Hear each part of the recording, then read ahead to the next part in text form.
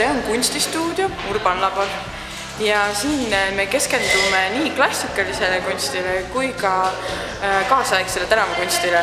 Et kui tänavapildis võib näha graffitit või stencili või niimoodi, siis me proovime seda kõike siin teha, aga legaalselt.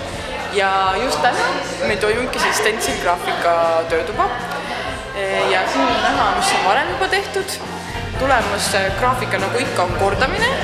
I'm gonna sing this song with all of my friends and where I'm from Barcelona.